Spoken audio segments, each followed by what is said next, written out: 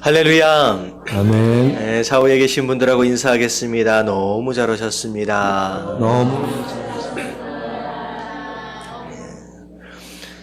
순간적으로 왜 이렇게 바글바글해 보이나 했더니만 저기 아이들이 들어와 있네요. 네, 얼마나 이해할 수 있을런지는 모르겠지만 하나님께서 감동으로 허락하여 주실 줄로 믿습니다. 자, 오늘 하고 다음 주까지 하면 하나님을 경험하는 삶이 이제 마치게 됩니다. 그리고 10월 달서부터 새롭게 확신의 삶이라고 하는 교재를 가지고, 자, 이제는 우리 복사물로 안 해요. 우리 책을 가지고 할 거예요. 책을 가지고 하게 되니까 다음 주부터, 다다음 주서부터 그렇게 진행되어 있을 것이다 라고 하는 걸 기억해 주시면 좋을 것 같고요. 그리고 수요일 이 반에 계속 지속적으로 참여하고 계셨던 분들도 그 확신의 삶 성경 공부에 등록하길 원하시는, 그러니까 참여하길 원하시는 분 다 등록을 해 주셔야 합니다. 그래서 저희가 교재를 미리 신청을 해서, 그리고 한 주 전에 교재를 먼저 받게 돼요. 그러니까 다음 주에 여러분들 교재를 먼저 받으시게 됩니다. 자, 그리고 나서 그 다음 주에 올 때는 숙제를 해가지고 와야 돼요.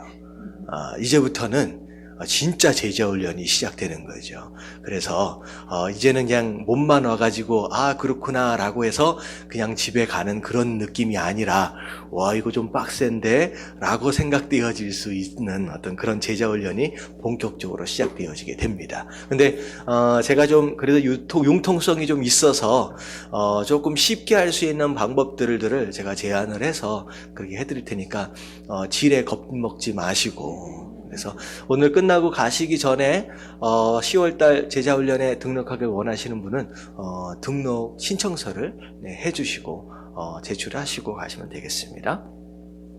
자, 오늘 3과입니다. 자, 누가복음 10장 19절서부터 20절까지 말씀 같이 한번 읽겠습니다. 시작. 내가 너희에게 뱀과 전갈을 밟으며 원수의 모든 능력을 제어할 권능을 주었으니 너희를 해칠 자가 결코 없으리라. 그러나 귀신들이 너희에게 항복하는 것으로 기뻐하지 말고 너희 이름이 하늘에 기록된 것으로 기뻐하라 하시니라. 자, 누가복음 지금 방금 읽어보신 이 장면은 어떤 장면이냐? 예수님께서 제자들을 모으시고 제자들을 파송하셨어요. 뭘 위해서 파송하셨느냐? 전도를 위한 거죠. 전도 여행을 보내시는 상황을 지금 보내시는 상황 가운데 지금 이 말씀을 하시는 내용입니다. 자, 근데 중요한 건 뭐냐면, 내가 너희에게 뱀과 전갈은 영적으로 누굴 의미해요? 사단과 그 귀신들을 의미하겠죠. 그들을 밟고 원수의 모든 능력을 제어할 만한 권능을 어떻게 해주셨다? 주었다라고 얘기하고 있어요. 자, 이 얘기는 뭐냐? 하나님께서는 우리가 그 일을 할 만한 능력이 있어서 우리를 보내시는 것이 아니라 뭐 하시기 때문에 보내시는 거예요?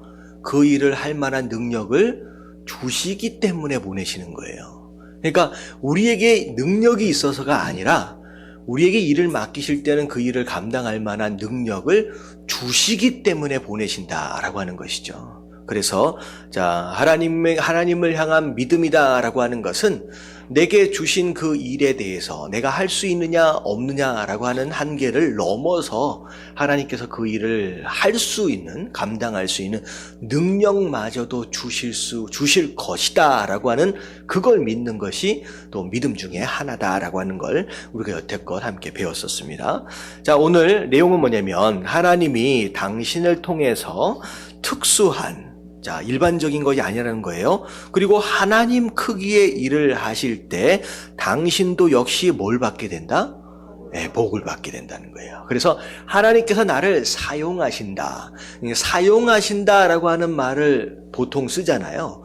근데 이런 단어는 쓰지 않지요. 이용한다라는 단어를 좀 쓰지는 않습니다. 여러분, 사용한다라고 하는 것과 이용한다라고 하는 것은 그 use라고 하는 단어로 한 단어로 설명할 수 있지만 어감 자체가 완전히 달라요. 자, 사용과 이용. 자, 이용은 어떤 느낌이 들어요? 어떤 필요를 따라서 딱 쓴 다음에 뭐예요? 필요 없으면 버리는 거예요. 그러니까 다시 말하면 일하게 되는 그 일을 하게 되는 그 사람은 가치는 뭐에 있냐면 그 일을 이루는 데에만 있다라고 하는 거죠. 그래서 그 일이 이루어진 다음에는 버릴 수밖에 없는 그게 바로 이용이라고 하는 단어지만 하나님께서는 우리를 이용하시는 분이 아니라 어떤 분이시다? 사용하신다는 거예요. 사용하신다라고 하는 것은 동형이라는 뜻이에요. 함께 일하시고 그리고 그 일한 것으로 인하여 거두어진 맺어진 그 열매를 누가 누려요? 함께 누린다라고 하는 것에 있어서 이용과 사용의 차이를 우리가 조금 구분할 필요가 있죠. 자, 제목 같이 한번 읽어볼게요. 시작. 하나님은 당신을 통해 일하신다. 자, 마지막 부분에 들어와서 하나님은 우리를 통하여 일을 하시는데, 자, 밑에를 같이 한번 읽어봅니다. 하나님이, 당신이, 시작. 당신이 하나님께 순종할 때 하나님은 당신을 통해 그분이 목적하시는 일을 성취하실 자, 것입니다. 무엇할 때? 우리가 무엇할 때? 순종할 때. 다시 말하면 하나님께서 목적하신 일이 이루어지기 위해서 반드시 있어져야 할, 공식 안에서 반드시 있어져야 할 우리의 몫이 뭐냐? 순종이다라는 거죠. 더 읽어볼게요. 하나님이 시작.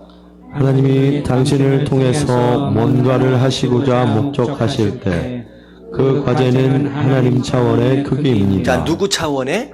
하나님 차원에. 그래서 하나님께서 명령하시는 순간 우리는 반드시 갈등할 수밖에 없다라겠죠. 왜냐하면 맡겨주시는 일 자체가 내가 스스로 할 수 있는 일이 예초부터 아니라는 거예요. 하나님 사이즈의 일이다라고 하는 것이죠. 자, 하나님은 시작. 하나님은 당신과 당신 주위 사람들에게 자신을 계시하기를 원하기 때문에 그렇게 하시는 것입니다. 자, 하나님 사이즈의 일을 맡기시는 일은 뭐냐? 이유는 뭐냐면 그것을 통하여 누굴 계시하고 싶으세요? 하나님 그분 스스로를 계시하고 싶기 때문에 그분 사이즈의 일을 맡기신다는 거죠. 왜 그렇게 되느냐? 자, 더 읽어볼게요. 만일 시작. 만일 당신이 당신 자신의 힘으로 할 수 있는 일을 한다면 사람들이 하나님을 알게 되지 못할 것입니다. 그러나 하나님이 오직 그분만이 하실 수 있는 일을 당신을 통해서 하시면 당신과 당신 주위에 있는 사람들은 하나님을 알게 될 것입니다. 네, 우리가 할 만한 일을 맡기셨다라고 한다면 해놓고 나서 누가 영광을 받아요? 내가 영광을 받아요. 와, 그 사람 대단하네. 능력 있네. 이렇게 여김을 받는다는 거죠. 근데 예초부터 그 사람은 절대 할 수 없는 말도 안 되는 일에 대한 성과가 거둬질 경우에 결국은 누구에게 영광을 돌린다? 야, 역시 하나님은 살아계시는구나.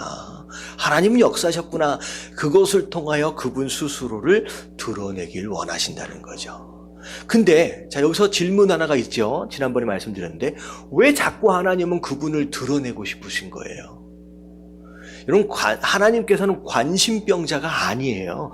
나 좀 알아줘, 나 좀 관심 좀 가져줘 라고 하는 그런 의도에서 그분 스스로를 드러내길 원하시는 것이 아니라, 자, 목적은 딱 하나예요. 그분이 드러나심으로 인하여 누가 진짜 하나님이다? 하나님만이 진짜 하나님인 것을 깨닫게 하시는 것으로 말미암아 사람들이 누굴 만나도록? 하나님을 만나도록. 그래야 그 하나님을 만나야 그 사람들이 뭘 받아요? 구원을 받을 수 있는 기회를 얻거든요. 여러분, 하나님은 딱 한 가지밖에 관심이 없어요. 하나님은 어찌해서든 불쌍한 영혼을 하나라도 어떻게 하고 싶으신 거예요? 구원하고 싶으신 게 하나님의 마음이고 목적이다라는 거죠. 그래서 우리가 구원을 받은 것이고, 구원받은 우리가 또다시 해야 할 일이 있다라고 한다면 무슨 일이에요? 또 우리를 통하여 하나님을 알게 되고 또 많은 영혼들이 하나님께 구원을 받게 되는 그런 일들로 우리가 쓰임받아야 된다는 거죠. 그래서 하나님께서 그분 스스로를 자꾸 계시하시고 싶어하는 이유는 뭐냐면 한 영혼이라도 하나님을 만나도록 하기 위한 것이다라는 겁니다. 자, 그래서 그 밑에 한번 볼게요. 우리의 교훈은 제 7장에서, 그러면 7장은 어떤 내용들이 있었냐면 믿음의 갈등에 대한 내용들이었어요. 자, 7장에서 당신이 공부한 내용하고 관련이 있어요. 하나님으로부터 오는 하나님 크기에 속한 과제는 무엇을 일으킨다? 자, 믿음의 갈등을 일으킨다는 거죠. 와, 내가 어떻게 이런 일을 할 수 있을까? 나는 못하는데 라고 하는 갈등이 생긴다는 거죠. 자, 우리는 하나님이 자신에 대해 말씀하신 그대로 그분을 믿어야 합니다. 자, 믿음의 갈등의 선상에서 자, 결정을 내려야 되잖아요. 결정을 내릴 때 불신앙으로 가야 돼요? 아니면 신앙으로 가야 돼요?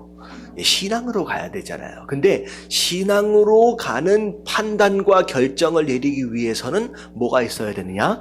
믿음이 있어야 돼요. 근데 믿음이라고 하는 건 뭐냐면 첫 번째 하나님 그 자체를 믿어야 돼요. 하나님 그 자체를 믿고요.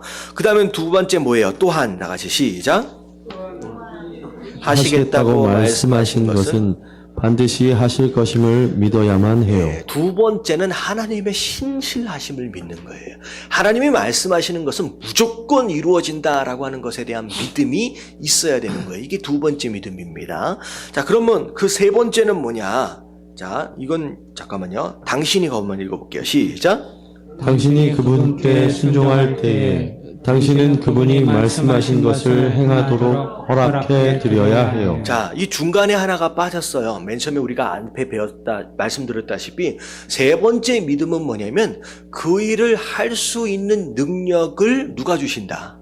네, 일을 맡겨주신 하나님이 내게 주신다고 믿어야 돼요.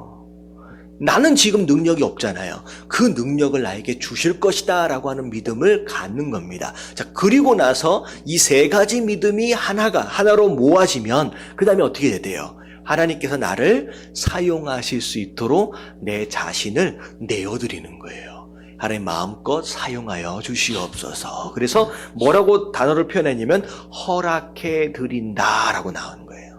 하나님 나를 마음껏 사용하여 주시옵소서라고 나를 내어드리는 겁니다. 그래서 그분은 그 일을 이루시는 분이지만 당신을 통해 그 일을 이루신다라는 거예요. 자, 뭐에 대한 믿음인지 어떻게 우리가 맡기는지 좀 설명을 좀 드렸습니다. 자, 그러고 난 뒤에 볼게요. 자, 뒤에 보면 7장에 나와 있던 중요한 문장들을 여기다 다 모아놨습니다.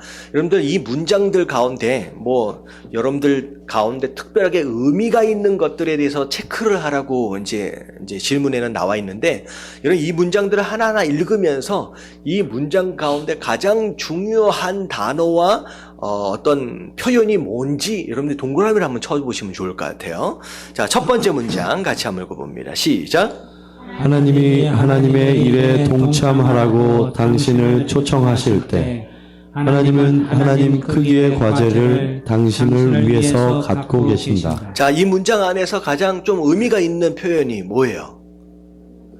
예, 하나님 크기의 과제다 라고 하는 것이 또 중요한 의미입니다. 자, 물론 이제 1장, 2장, 3장 그 맨 앞에를 보면 동참이라고 하는 단어도 굉장히 중요한 단어였죠. 자, 왜 중요한 단어였어요? 자, 우리가 어떤 일을 한다, 하나님의 일을 한다라고 하는 것은 이미 그 일은 누가 해오고 계셨던 일이에요. 내가 하고 싶은 일이 아니라 하나님이 계속 지금까지 창세 전서부터 해오고 계셨던 일이에요. 그런데 그 일에 우리가 뭐 하는 거예요? 참여하는 거예요. 그래서 동참이라고 하는 단어를 쓰는 겁니다. 그러니까 하나님, 제가 하나님을 위해서 어떤 일을 해볼까요? 라고 하는 그런 관점이 아니라 지금 하나님께서 어떤 일을 내 주변에서 하고 계시는지를 깨닫고 내가 그 일에 참여하는 것이다 라고 하는 개념을 우리가 이해할 필요가 있다라고 하는 것이죠. 자, 두 번째 문장 같이 한번 읽어볼게요. 시작.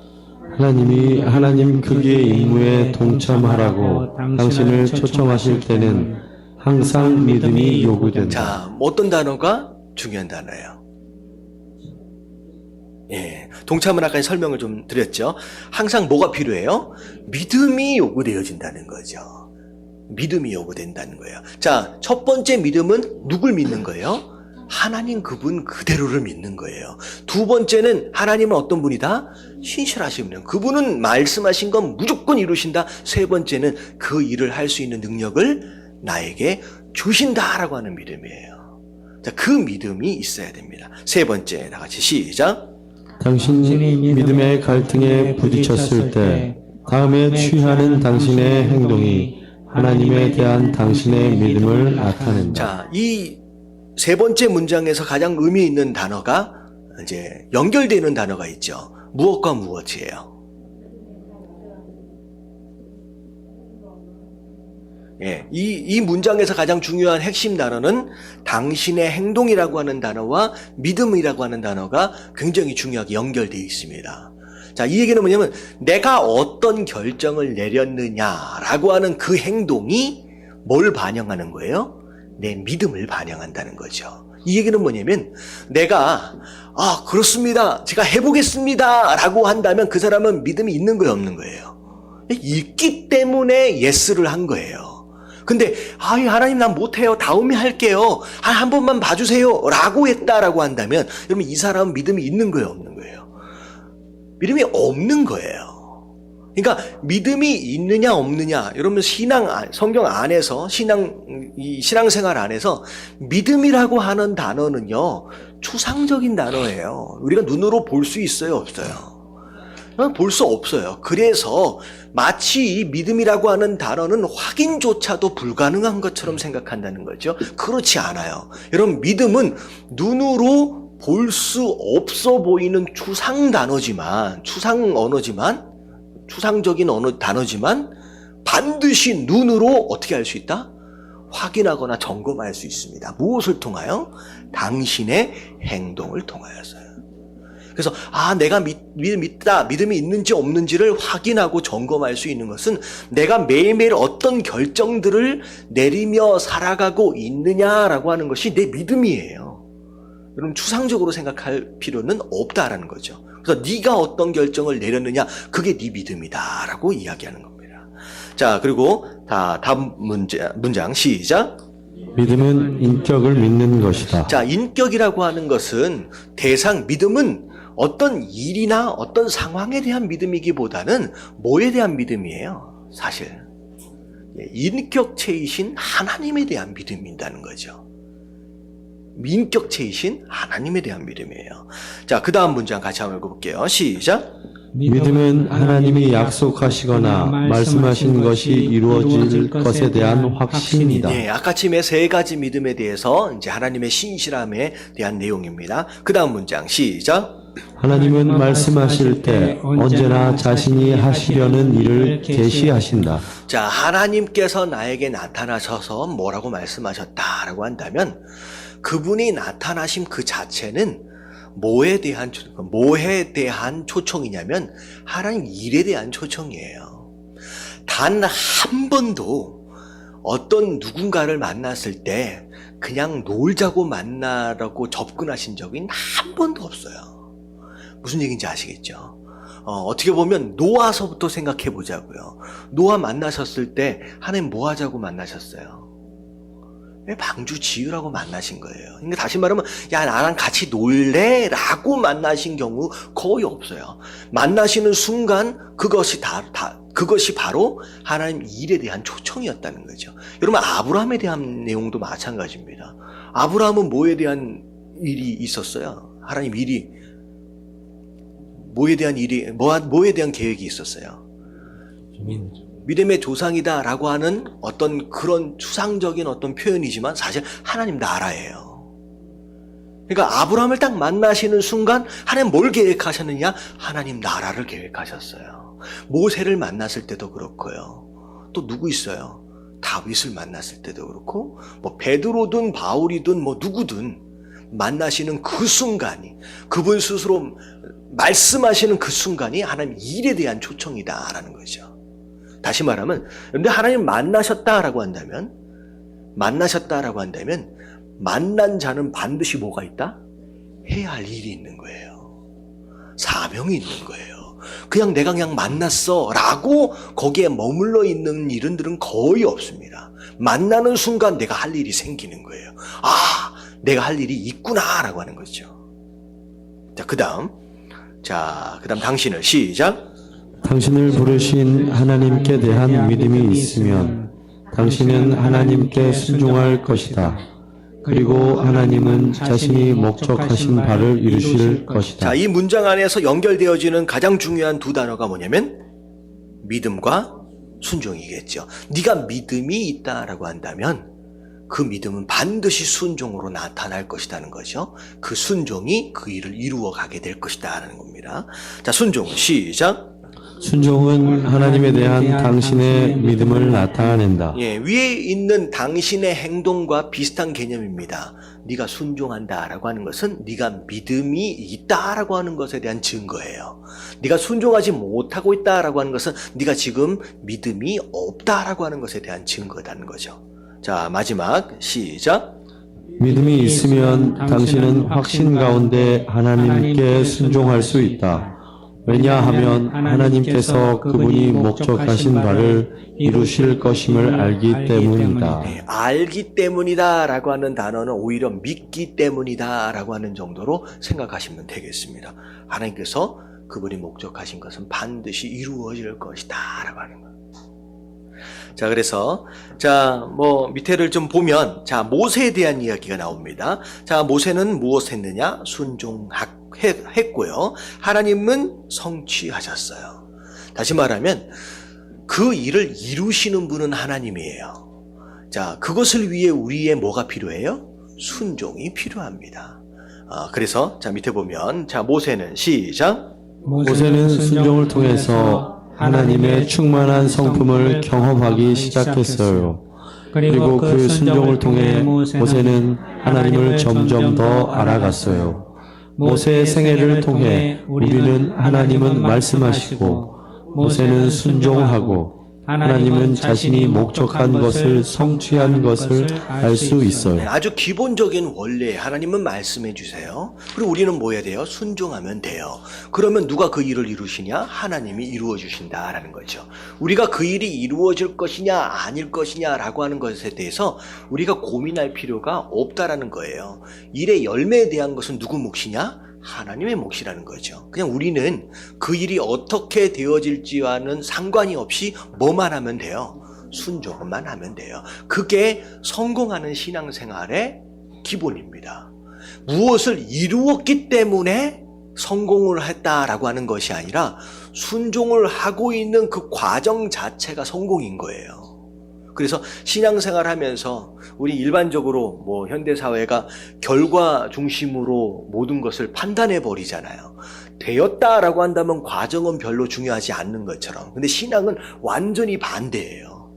심지어 내가 살아있을 동안에 그 일이 이루어지지 않았다라고 할지라도 그냥 나는 오늘 순종하고 있는 그것 하나만으로도 나는 뭐 하고 있는 것이다? 이미 성공하고 있는 거라는 거죠. 하나님은 거기에 관심이 있는 거예요. 그래서 실제로 아브라함과 하신 약속은 아브라함 때에서 이루어지지 않습니다. 아브라함 때에 이루어지지 않아요.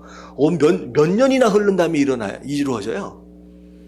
최소한 아브라함, 이삭, 야곱 넘어가고 요셉 넘어가고 그 다음에 400년이었잖아요. 그럼 아무리 적게 쳐도 몇 년이에요? 500년, 600년 후에나 이루어진 것이 어찌 보면 아브라함과 하신 약속입니다. 이 얘기로 보면 아브라함은 결국은 하나님이 약속하신 게 이루어지는 것을 경험하지 못했어요. 열매는 보지 못했어요. 그렇지만 열매에 대한 뭘만을 보았느냐? 씨앗은 바지요. 그걸 이삭으로. 결과 중심적으로 해석한다라고 한다면 아브라함은 실패한 것이다라고 생각할 수 있지만 그렇지 않아요. 아브라함이 순종해 갔던 매일매일의 삶이 바로 성공이다라고 하는 개념. 여러분 그걸 우리가 이해해야 합니다. 그래서 출애굽기 7장 1절부터 6절까지 우리 성경책이 있으면 한번 펼쳐서 보시면 좋을 것 같습니다. 성경책 필요하신 분은 다 있으시죠? 저기 뒤에 하나 여기 앞에 갖다 주실래요? 성경책. 출애굽기 7장. 한 절 한 절 쭉 보시면서 창세기 다음에 있어요. 창세기 다음에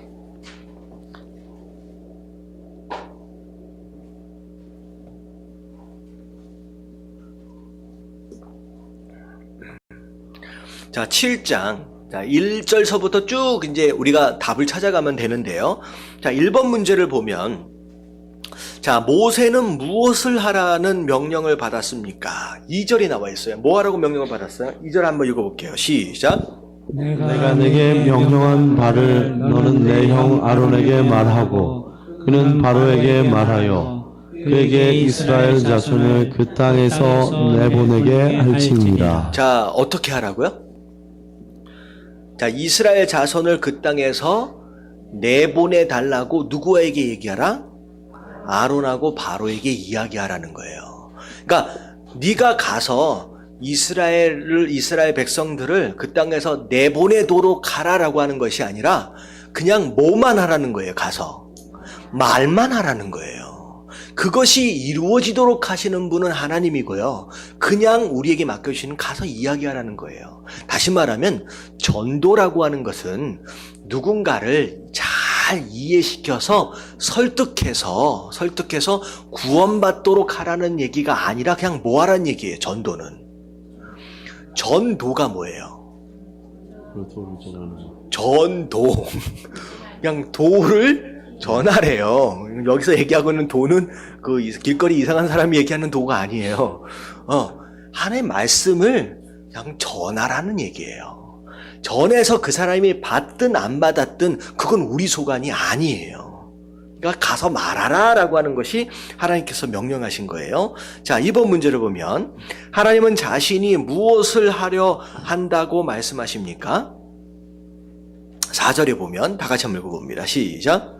바로가 너희의 말을 듣지 아니할 터인즉 내가 내 손을 애굽에 뻗쳐 여러 큰 심판을 내리고 내 군대 내 백성 이스라엘 자손을 그 땅에서 인도하여 낼지라. 자, 하나님께서 뭘 어떻게 하시려고 하셨어요? 자, 일단 결론서부터 인도하여 낼 것이다. 내가 이스라엘 백성들을 인도하여 낼 것이다. 심지어 그 사이에 어떤 과정이 일어날지에 대해서도 아주 상세하게 말씀해 주고 계세요. 어떻게 할 것이다. 바로가 말을 듣는다 안 듣는다. 안 들을 것이다. 그래서 뭘 하는 계획하셨어요? 심판을 계획하셨다라고 하는 거예요. 여러분 이런 경우가 있어요. 여러분 이게 모든 경우는 아닙니다. 하나님께서는 아브라함은 우리가 그 성격상 어느 쪽이었어요? 아브라함이란다. 모세. 정신이 하나도 없네요. 모세는 성격상 어떤 성격이에요? 신중형이에요. 여러분 신중형은 중간에 어떤 돌발 상황이 일어날지에 대해서 관심이 아주 많습니다. 그것에 대해서 잘 모르면 일을 잘 못하는 사람이 신중형이에요. 근데 반대로 사교형 같은 경우, 사교형 어디 있었지? 사교형. 여기밖에 생각이 안 나네. 사교형 같은 경우에는 중간에 어떤 일이 일어날지 알면 좋지만 관심이 별로 없어요. 처음과 끝에가 더 중요한 거예요. 그래서 만약에 모세가 사교형이었다라고 한다면 중간에 어떤 일이 일어날지에 대해서 굳이 말씀해 주시지 않아도 어쩌면 순종을 했었을 수도 있어요. 근데 모세는 그렇지가 않은 거예요. 어떤 돌발적인 상황이 일어나면 굉장히 당황해버리는 상황이 사람이 신중형이기 때문에 중간에 어떤 일이 일어날지조차도 아주 세세하게 가르쳐 주세요. 그러고 나서 결국 어떻게 될 것이다? 내가 이스라엘 백성들을 인도해 낼 것이다. 내가 할 것이다. 라고 말씀하시는 거예요. 이게 어떤 경우에는 말씀해 주실 때도 있고 어떤 경우에는 말씀해 주시지 않고 끝만을 이야기하실 때도 있다는 거죠. 그것은 누구에 따라서요.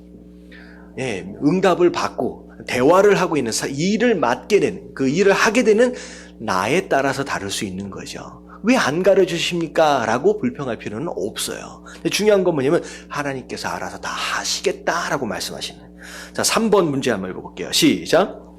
모세가 순종하고 하나님이 자신이 말씀하신 것을 하셨을 때 결과는 무엇이었나요? 자, 5절 말씀 시작. 내가 내 손을 애굽 위에 펴서 이스라엘 자손을 그 땅에서 인도하여 낼 때에 애굽 사람이 나를 여호와인 줄 알리라 하시며. 자, 하나님께서 궁극적으로 기대하시는 결과는 뭐예요? 하나님을 알게. 누가? 애굽 사람이에요. 애굽 사람이에요.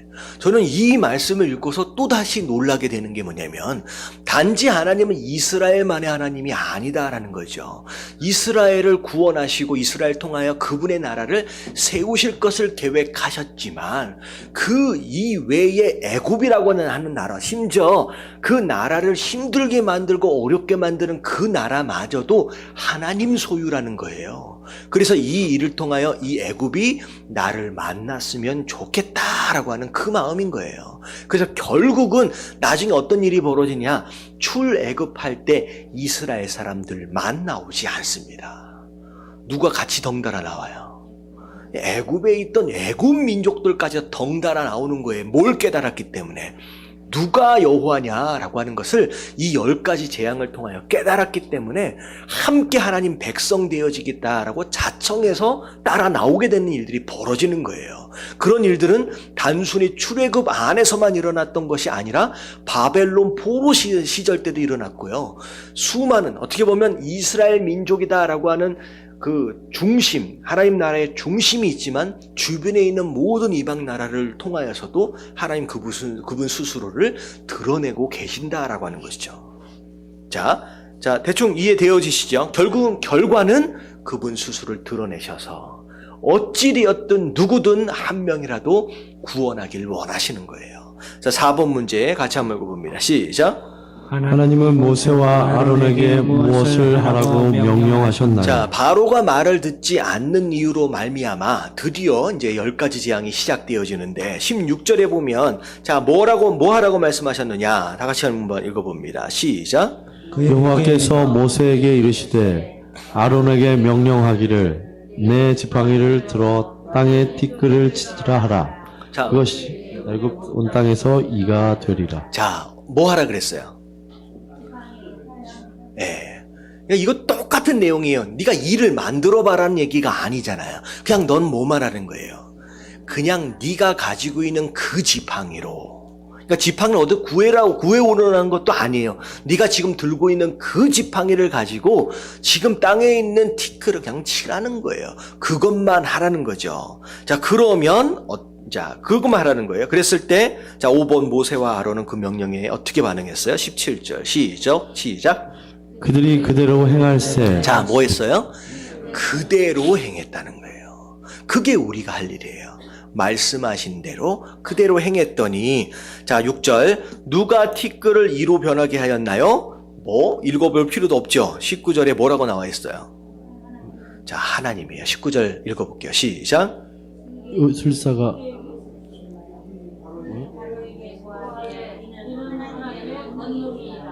자, 거기까지만요.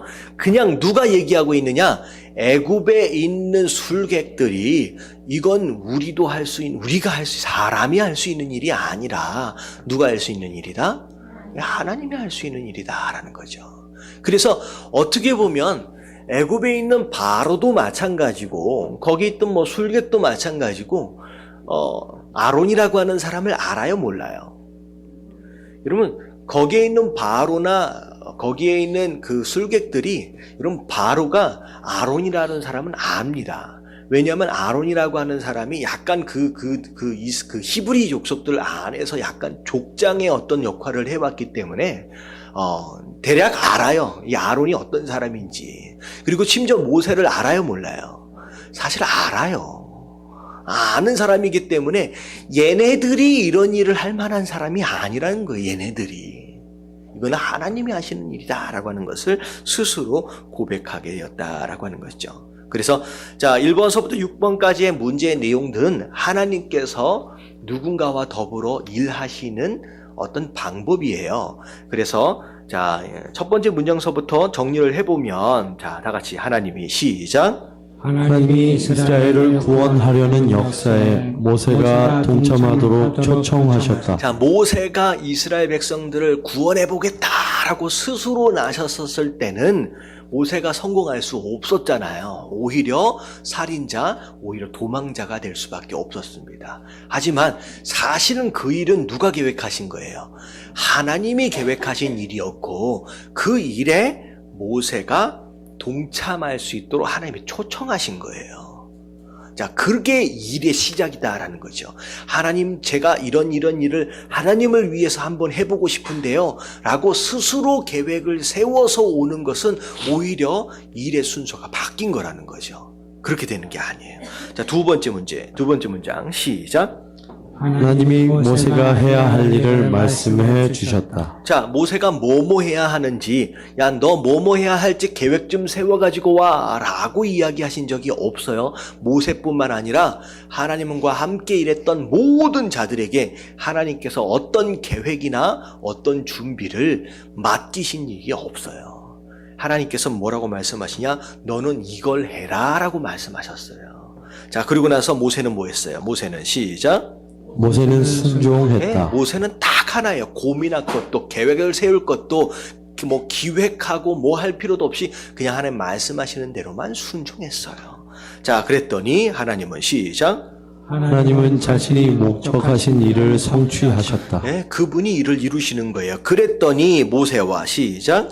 모세와 그의 주위에 있던 사람들은 하나님을 보다 명확하고 친밀하게 알게 되었다. 네.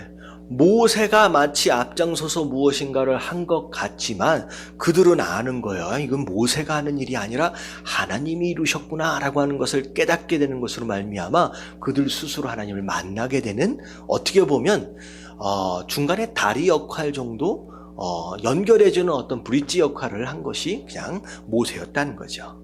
자, 그래서 사람들이 출애굽 상황에서 홍해와 뒤쫓는 애굽 군대 사이에 놓여 있었을 때 하나님 모세에게 지팡이를 들고 손을 바다 위로 내밀라고 말씀하셨어요. 바다를 갈라지도록 하라라고 말씀하신 게 아니라 근데 모세는 그냥 뭐만 했어요? 그냥 지팡이를 들고 손을 내밀기만 했다는 거죠. 제가 이 장면 말씀을 드렸죠.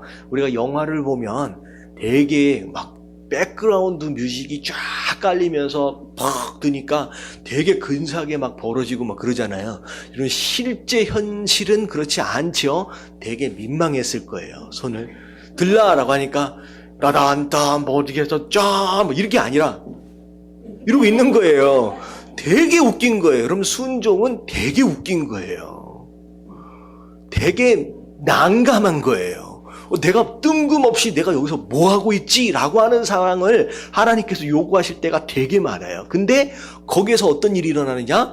말도 안 되는 일들이 일어나는 게 하나님의 역사심이에요. 그래서 그렇게 되는 거예요.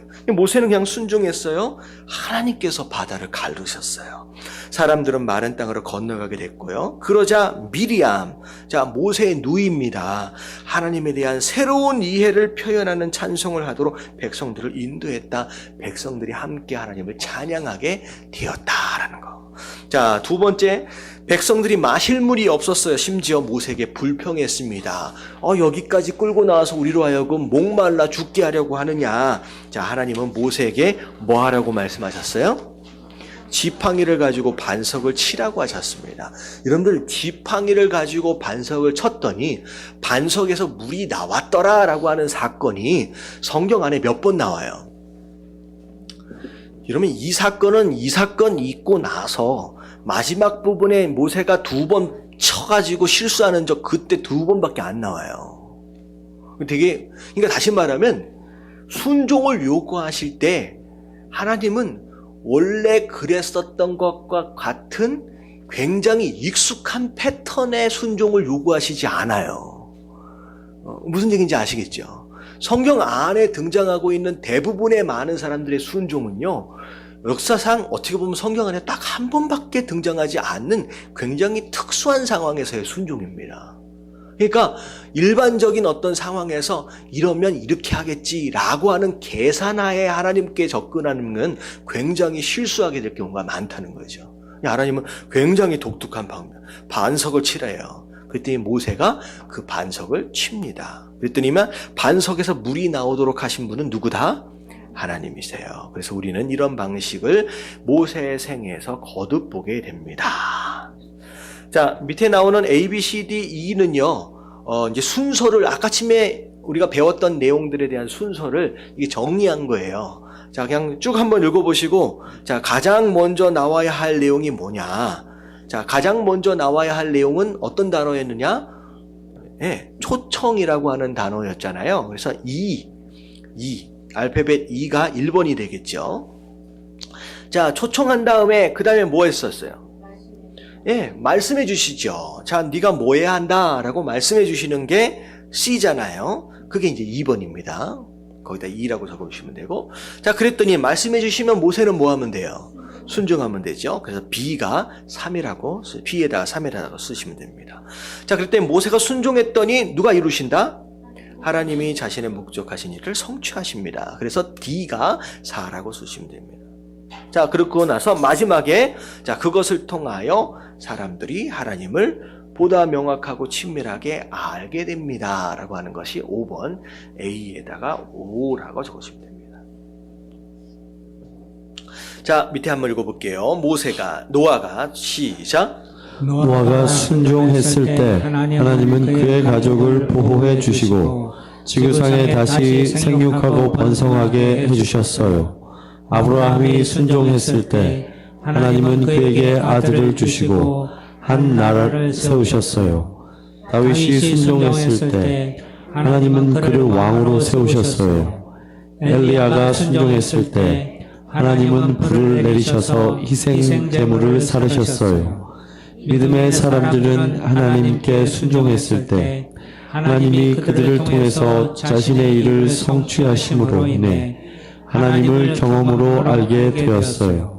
모세는 하나님께 순종했을 때 경험을 통해서 하나님을 알게 되었어요. 자, 그래서 결국은 중요한 게 뭐라는 거예요? 네, 순종하면 하나님이 이루어 가신다라고 하는 거예요. 그걸 믿는 게 믿음이에요. 그걸 믿는 게. 자, 그러고 나서 그 다음 내용이 뭐냐면 제자들은 순종했고 하나님은 성취하셨습니다. 자, 누가가 이와 같은 방식을 따른 예수님의 제자들의 아름다운 경험을 기록했다. 자, 예수님은 하나님 아버지의 일에 동참하라고 70명을 초청하셨어요. 자, 그들은 순종했고 오직 하나님만이 하실 수 있는 일을 그들을 통해 하고 계시는 하나님을 경험했다라는 거죠. 자, 누가복음 10장 1절서부터 24절까지 자, 내용을 보면 한번 찾아볼게요. 누가복음 10장 1절부터 24절.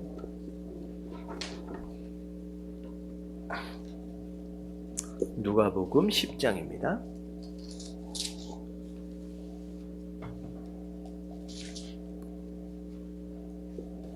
(10장) 1절부터 24절까지. 자, 첫 번째 질문이 뭐냐면 예수님은 70명에게 무엇을 하라고 명령하셨나요? 자, 2절에 나와 있어요. 같이 한번 읽어봅니다. 시작. 이르시되 추수할 것은 많되 일꾼이 적으니 그러므로 추수하는 주인에게 청하여 추수할 일꾼들을 보내 주소서 하라. 자, 2절에 뭐 하라고 얘기하셨어요? 추수할 일꾼들을 보내달라고 기도하라는 거예요. 기도하라.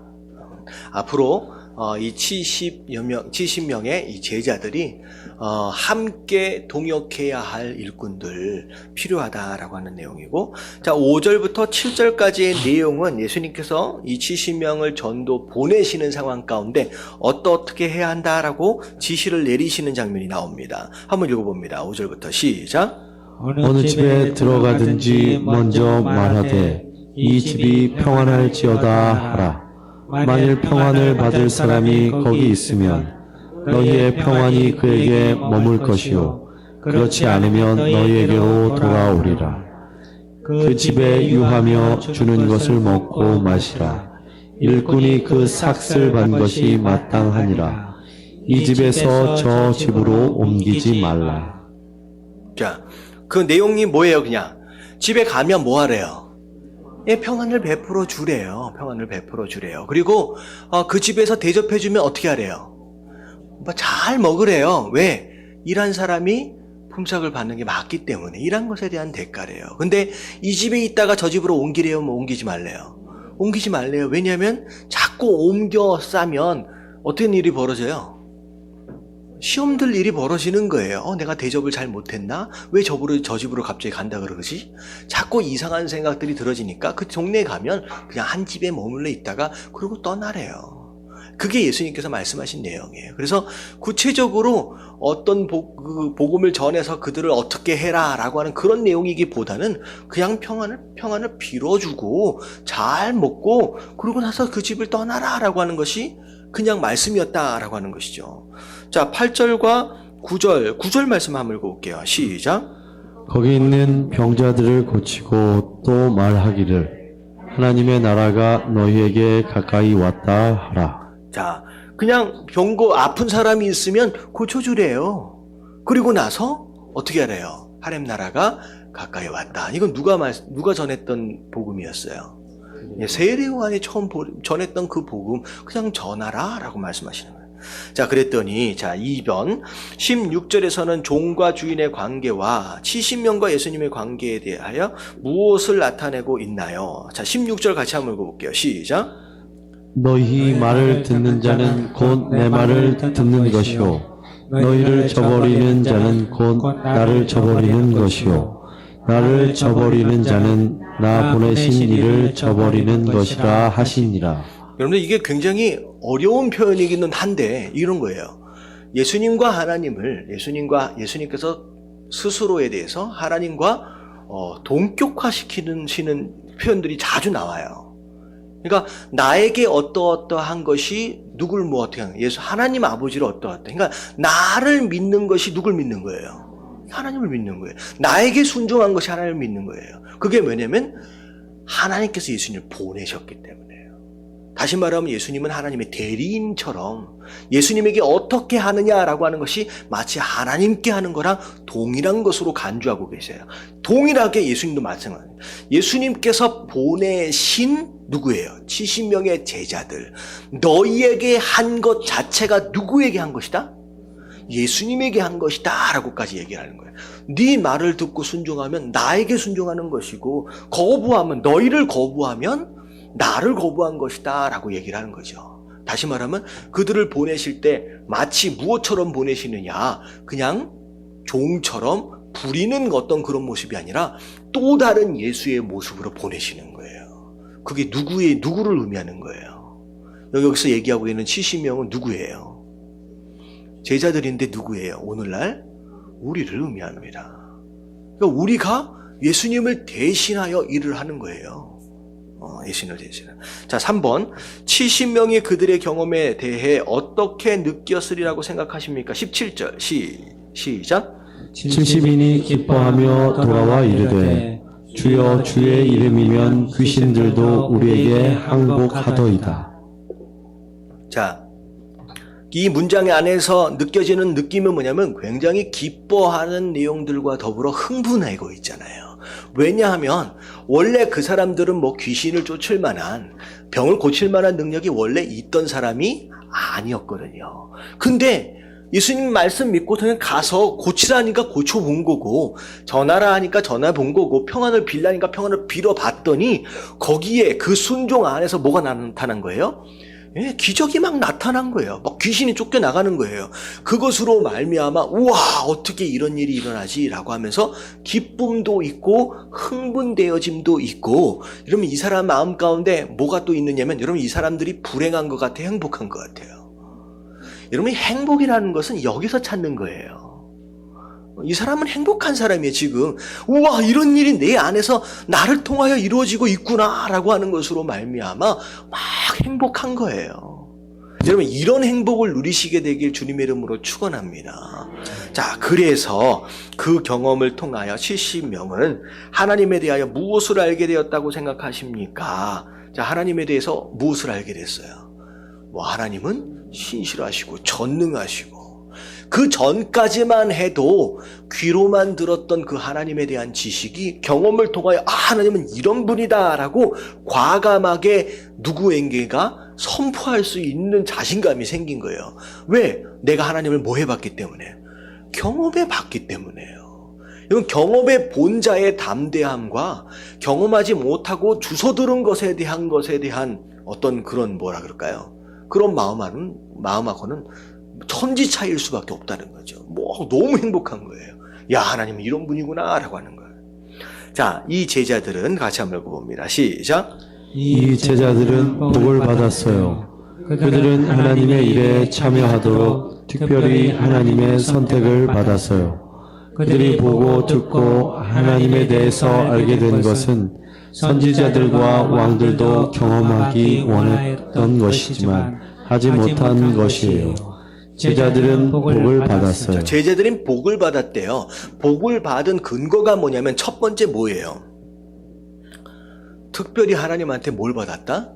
선택을 받았다라는 게 복이에요. 다시 말하면 어디에서든 하나님께서 나에게 일을 맡겨주셨다라고 하는 그것만으로도 사실은 그게 뭐예요? 그냥 그게 복인 거예요. 어떻게 나한테 이런 일들을 맡겨주실 수가 있지라고 그걸 복으로 여길 수 있어야 됩니다. 그리고 복으로 여기고 순종했더니 정말로 수많은 선지자 그 왕들마저도 경험해 보지 못한 엄청난 일을, 영적인 일들을 경험하게 되었다라고 하는 거죠. 그것 자체가 복이고 그걸 복으로 아는 자가 행복한 사람이다라고 하는 거예요. 자, 그래서 자 밑에 보니까 하나님이 당신을 통해 하나님 크기의 특별한 일을 하실 때 당신도 역시 뭘 받는다? 복을 받을 것입니다. 이런 하나님께서 여러분들 일을 맡기신다라고 한다면 여러분 뭘 생각하시냐? 나 복 주실라나 보다라고 여러분들 감사하시게 되길 주님의 이름으로 축원합니다. 누군가 그러더라고요. 목사님이 나한테 전화를 하면 일 맡기려고 전화할지도 몰라서 전화를 피하는 경우가 있대. 전화가 와요. 나한테 뭘 맡기려 그러지? 이런 그거 복으로 여겨야 돼요. 할렐루야. 전화를 피하지 마시게 되길. 복이래요. 당신의 인생에 기쁨을 가져다 주는 길로 하나님을 알게 될 것입니다. 여러분, 하나님의 일을 하는 것은 기쁨이에요. 여러분, 그래서 여러분 이걸 내가 억지로 해야 하는데 라고 하는 어떤 책임감에 의해서 하지 마시고 여러분 내게 복을 주셨다라고 하는 마음으로 감당을 해 가야 합니다. 그래야 이게 기쁨이 돼요. 여러분 이게 사실은 제가 누가 대화를 하다 그런 분이 그런 얘기를 하던, 자, 본인은 전도사나 목사나 제가 직분을 받기 원하지 않습니다 라고 얘기를 하더라고요. 근데 왜 그러십니까? 라고 얘기했더니 내가 직분이 없는, 그러니까 사역자의 직분이 없는 상태에서 내가 일을 할 때는 그냥 100% 뭐예요? 발렌티어가 되는 거예요. 자발적인 거예요. 그래서 그것을 할 때에 기쁨이 있대요. 근데 어떤 사역자를 보니까 사역자의 직분을 딱 받는 순간 그게 뭐가 돼버리냐? 모든 맡겨진 일들이 책임이 되어버리는 거예요. 그 다음서부터 그 일을 해가는 과정 안에서의 기쁨을 하나도 누리지 못하는 모습들을 보면서 내가 절대로 난 직분 안 받고 나는 평신도로 섬기겠습니다라고 결정을 했대요. 여러분 그게 좋은 결정이다 아니다 라고 하는 것을 넘어서서 주신 직분이 있다라고 한다면 받아야 하는 줄로 믿습니다. 근데 중요한 건 뭐냐면 그 의미는 맞는 얘기인 거예요. 내가 직분을 받았다 하여 그것이 내 책임으로 다가와서 그 일을 이루어가고 순종하는 것에 대한 기쁨을 잃어버리고 있다라고 한다면요, 여러분 그거는 굉장히 큰 걸 잃어버리고 있는 거예요. 그렇지 않아요? 여러분 저는 목사로서 강단에 서서 말씀을 증거하는 거, 여러분 이게 정말로 큰 복이다라고 하는 거 맞잖아요. 이게 가장 큰 복이고 여러분 이게 가장 큰 기쁨인 줄로 믿습니다. 근데 내가 목사고 내가 담임 목사고 그래서 이번 주에도 또 내가 설교를 또 해야 되는데 라고 하고 앉아있다라고 한다면 그것은 그 일을 이루고 있는 것에 대한 기쁨, 너무 큰 복을 잃어버리고 있는 거예요. 그래서 여러분 내가 직분을 받은 자든 받지 않은 자이든 상관이 없이 여러분 이 기쁨을 놓치지 마시게 되길 주님의 이름으로 축원합니다. 그래서 어떤 아들이 그런 얘기를 했대요. 아침에 일어나려는데 새벽 예배 가야 되는데 교회 가기 싫은 거야. 교회 가기 싫은 거야. 그러니까 엄마가 야 그래도 가야지 일어나. 그러니까 나 가기 싫다고 할 일도 많고 아, 왜 가야지? 가면 장로님들도 나 싫어하고, 우리 전도사님도 나 싫어하고, 하여튼 나 좋아하는 사람 하나도 없다고. 엄마가 뭐라 그런지 아세요? 그래도 가야지, 네가 담임 목사인데.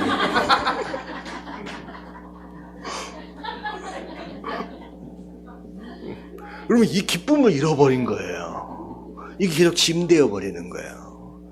여러분들, 내가 어떤 상황이 어떤 직분이든 상관없어요.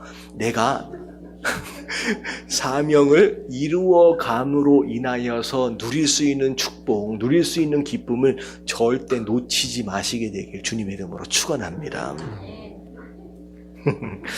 나중에 예배 끝나고 나서 그것만 생각난다 이제. 예, 아니요. 제 얘기는 아닙니다.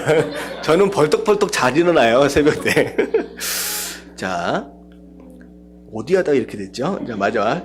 당신이 그렇게 하나님을 경험하는 것을 볼 때 다른 사람들도 어떻게 하면 하나님을 그렇게 경험할 수 있을까 알고 싶어 할 것이라는 거죠. 그들을 하나님께로 이끌 준비를 하십시오. 제가 그 기사를 다 읽어보진 않았어요. 얼마 전에 캐나다인가요? 미국인가요? 목사님, 한인 목사님이 북한에 갔다가 억류되어서 풀려났잖아요. 케네스베인가요? 근데 그 목사님이 이제 오셔서 이제 인터뷰하고 뭐 이렇게 쓰셨는데, 그 제목이 뭐라고 나와 있느냐? 거기에 있는 간수가 그 목사님한테 물어보더래요. 왜 너는 나보다 행복해 보이냐고. 되게 억울하게 갇혀 있는 거잖아요. 그리고 되게 고생하고 있는데, 간수, 목사님을 지키고, 도망가지 못하도록 지키고, 괴롭게 하고 있는 그 간수들이 그런 질문을 하더래요. 왜 너는 나보다 행복해 보이냐고. 이게 바로 그런 거예요. 사람들이 궁금해 여긴다는 거죠. 왜 너는 그렇게 기쁘니? 왜 너는 항상 그렇게 즐겁니? 인상 좋다라고 하는 이야기를 여러분들 자주 들으셔야 됩니다. 그렇잖아요. 몸 걱정이 있어? 이런 얘기 듣지 마시고, 오늘따라 왜 이렇게 피곤해 보여? 이런 얘기 자꾸 듣지 말고, 뭔 좋은 일 있어? 라고 하는 그런 얘기를 자꾸 들어야, 그 얼굴이 전도잖아요. 그렇잖아요.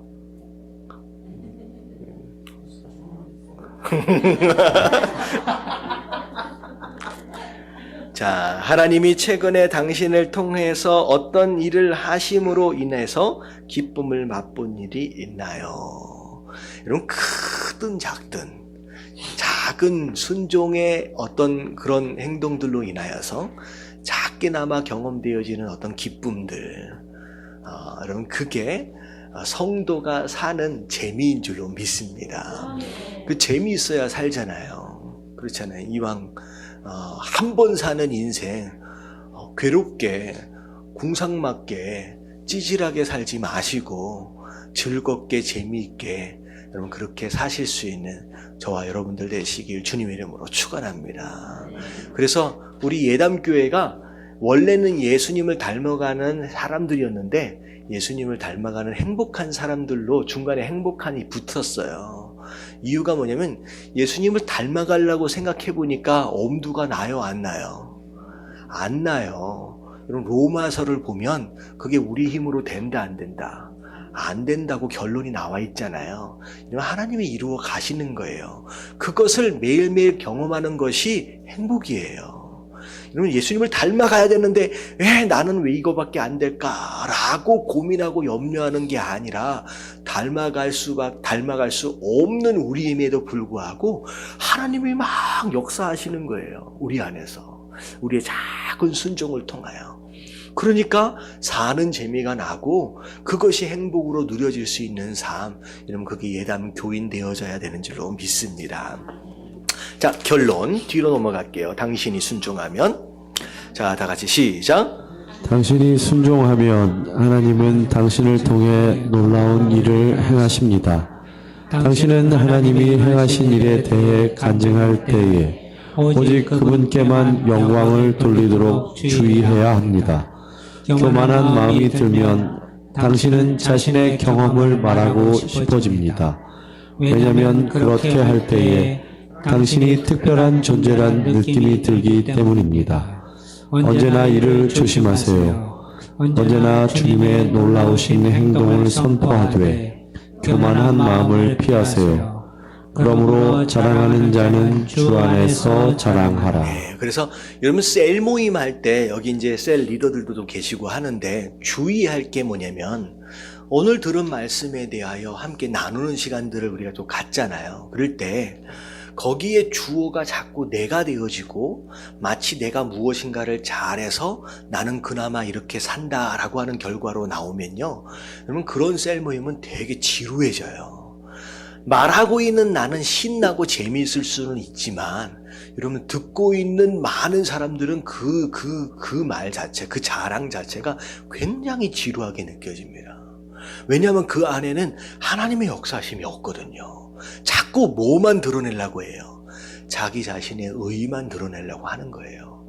그래서 여러분들 셀 모임이 이루어지는 가운데 가능하면 어느 쪽으로 가야 하느냐, 내가 뭘 열심히 해서 내가 뭘 잘해서 라고 하는 사람의 의가 드러나는 결과로 가지 마시고 그 안에 하나님의 은혜가 드러나는, 나는 이 정도밖에 안 되는데, 나는 부족한데 하나님이 역사하셨다, 하나님이 나를 도와주셨다라고 하나님께 영광을 돌리는 방향으로 셀 모임이 이루어져 가면요, 여러분 듣는 자들도 은혜롭고요, 말하는 사람도 교만해지지 않을 수 있다라고 하는 것이죠. 그래서 자꾸 뭔가 내가 이런 대단한 것을 깨달았느니 하면서 깨달은 무엇인가에 대해서 막 발표하는 시간들이 아니라 나의 인생, 그러니까 말씀을 가지고 나의 인생, 나의 삶을 투영해 보는 거예요. 그래서 그 안에서 내 삶이 이랬다 저랬다라고 하는 은혜 안에서의 새로운 해석들을 서로 나눌 수 있는 시간들이 되어야 합니다. 그래야 셀 모임이 되게 재밌어지는 거죠. 그래서 우리가 매달 첫 번째 주일날 셀 모임을 하잖아요. 근데 이제 첫 번째 주일뿐만 아니라 가능하면 매주 밥 먹는 시간 동안에라도 같이 셀들은 함께 좀 모여 앉으시면 좋을 것 같아요. 그러면서 사는 이야기도 하시고 그렇게 이렇게 나누시는 가운데 식사 끝날 때 기도 제목이나 이런 것들을 간단하게 나누시고 기도하시고 끝내도 어떻게 보면 식사 한 시간이었지만 마치 셀 모임을 한 것 같은 그런 시간처럼 느껴질 수 있거든요. 그래서 그렇게 좀 셀 모임을 잘 그렇게 해 가시면 좋을 것 같아요. 그리고 10월달 들어가서 첫 번째 주 수요일서부터 수요 예배가 끝나고 나서 우리 셀 리더 되신 분들까지 다 합해서 리더 모임을 갖도록 하겠습니다. 리더 모임은 길지 않을 거예요. 30분 이내로 셀 인도하는 어떤 그런 내용들과 교회의 중요한 현황들과 그리고 또 중요한 결정들을 내릴 때의 어떤 그런 내용들을 함께 좀 의논하고 기도할 수 있는 시간들을 좀 가지려고 합니다. 그래서 저희가 이제 성도들도 조금씩 불어나는 상황 가운데 제가 이번 주에 기도하면서 느낀 게 뭐냐면 셀을 잘 이렇게 잘 이렇게 단어가 하나도 안 떠올랐네. 잘 이렇게 다져야 된다. 버무려야 돼요? 셀을 잘 버무려. 예, 잘 다져서 제대로 된 기능들을 할 수 있게끔 셀 리더들도 훈련을 좀 잘 시키고 또 우리가 또 기도하고 그리고 교회에 대한 어떤 현황들이 이런 것들을 교회인들이 서로 좀 알고 기도할 수 있도록 해야 되겠다라는 생각을 좀 했습니다. 그래서 다음 주까지는 지나가고요. 이제 10월 첫 번째 주 수요일서부터 9시 좀 전에 이제 끝나잖아요. 그러면 9시 반 정도까지 셀 리더 모임, 리더십 모임을 이제 하도록 하겠습니다. 아셨죠? 그래서 혹시 가능하면 리더 되어지신 분들은 수요 예배가 끝나고 참석할 수 있도록 다들 이제 그렇게 힘써 주시고요. 그리고 셀 리더 정도 되어지려면 주중 예배 이렇게 오셔가지고 또 훈련도 받고 이런 모임에 좀 참석하실 수 있는 분들이면 너무 좋을 것 같아요. 그래서 여러분들 셀 안에 셀 리더가 되면 좋겠다라고 여겨질 만한 떡잎들이 또 있잖아요. 그리고 사실은 또 전에 다니는 교회 안에서도 또 리더도 해보시고 하는 그런 분들이 계시면 이미 리더 되신 분들이 초청을 좀 하세요. 그래서 수요일 날 같이 좀 성경 공부도 하고 리더십 모임에도 좀 참석을 합시다라고 해서 이제 셀 리더의 권한으로 부 리더 그러니까 다음 리더가 될 사람을 추천을 받아가지고 함께 모임에 참여할 수 있게끔 해서 우리가 건축되어져서 들어가기 전까지 우리가 가장 서둘러서 중점적으로 해야 할 사역이 뭐냐면 리더들을 세워야 돼요. 셀 리더들을 많이 세워서 한 사람 한 사람 뭐라 그럴까요? 외로워지거나 소외되어지는 어떤 그런 사람들이 없도록 잘 챙겨주는 그런 셀이 되어야 하거든요. 그것을 위해서 많이 기도해 주시고 노력해 주시면 감사하겠습니다. 자, 기도하고 예배를 마치겠습니다.